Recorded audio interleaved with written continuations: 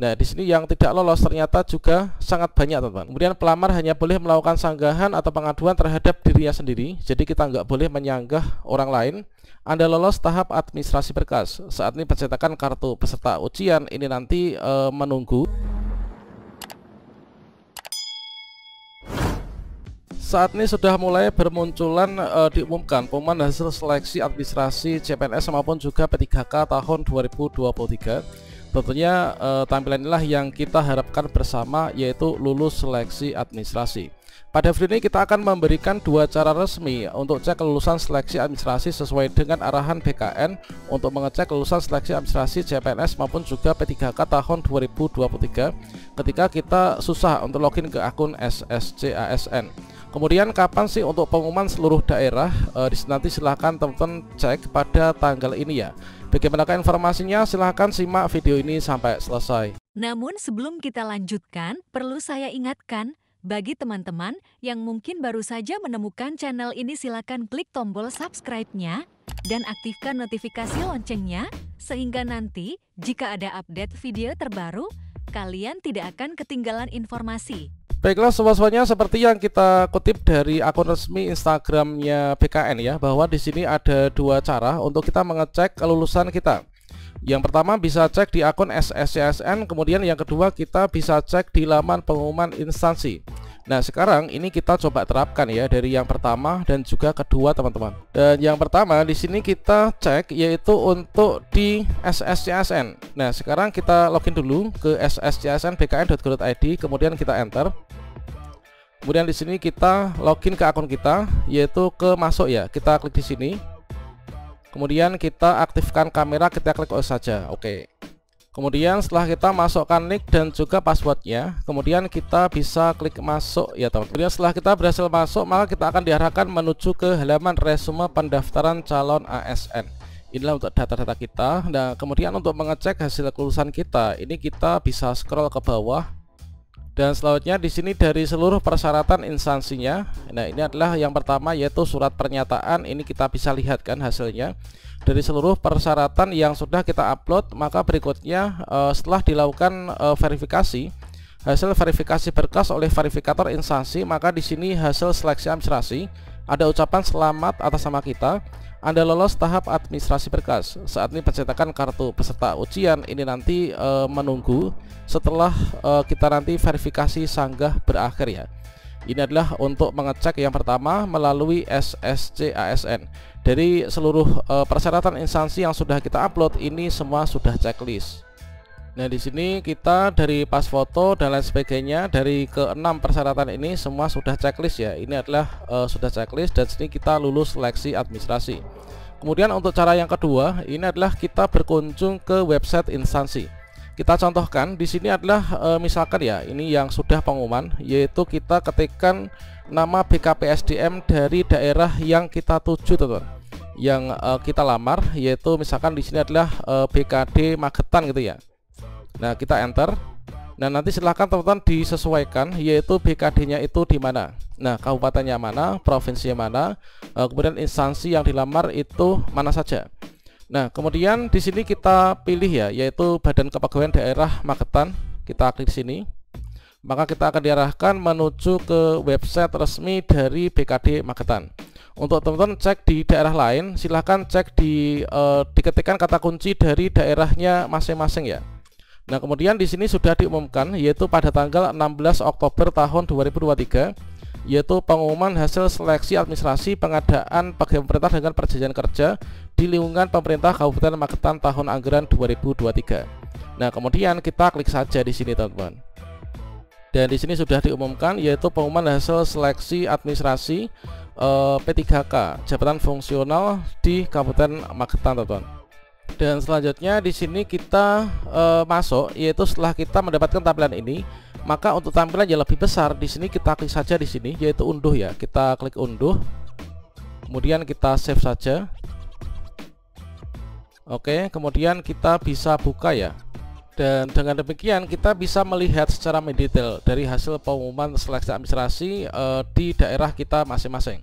Berdasarkan dari pengumuman nomor sekian tentang hasil seleksi administrasi pengadaan pegawai pemerintah dengan perjanjian kerja di lingkungan pemerintah Kabupaten Magetan.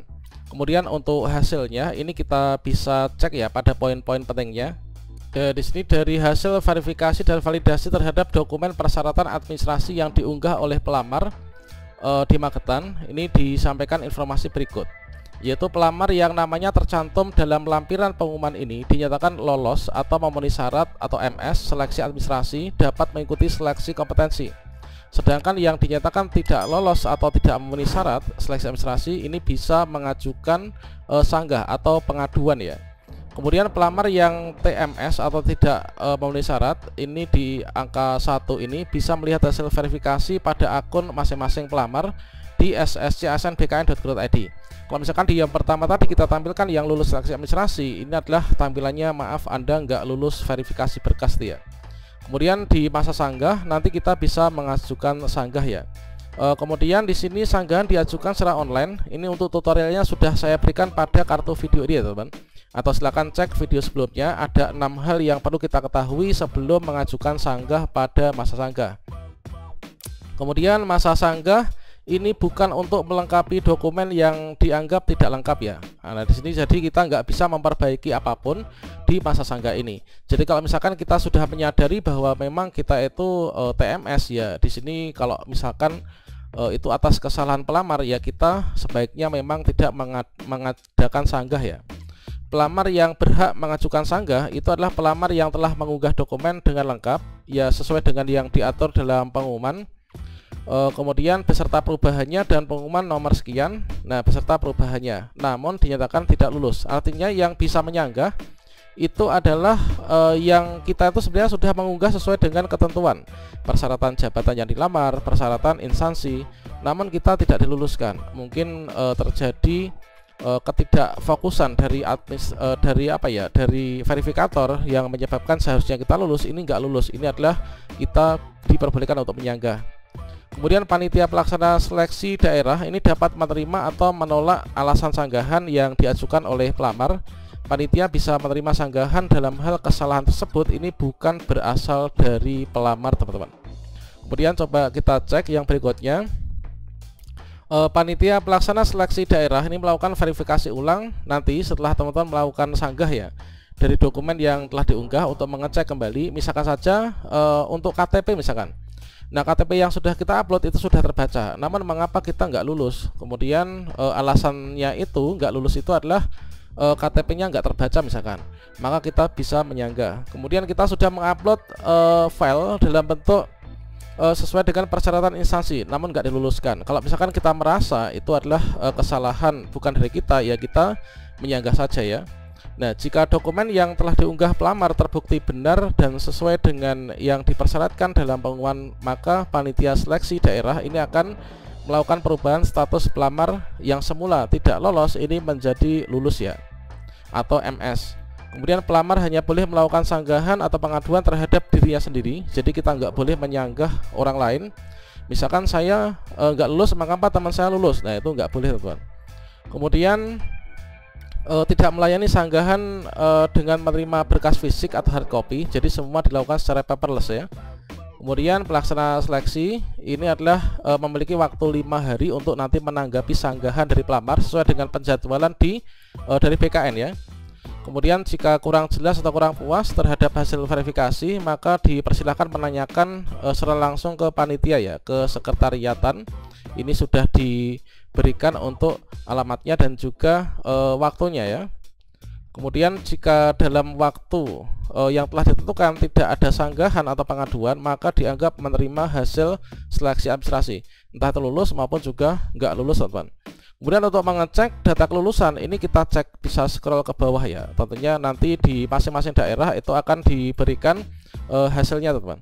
Nah ini adalah untuk contoh hasilnya. Ini adalah dari kebutuhan khusus XTHK2 ini lolos ya. Kemudian ini silakan dicek untuk daftar namanya untuk jabatan fungsional guru, ini banyak sekali yang lolos.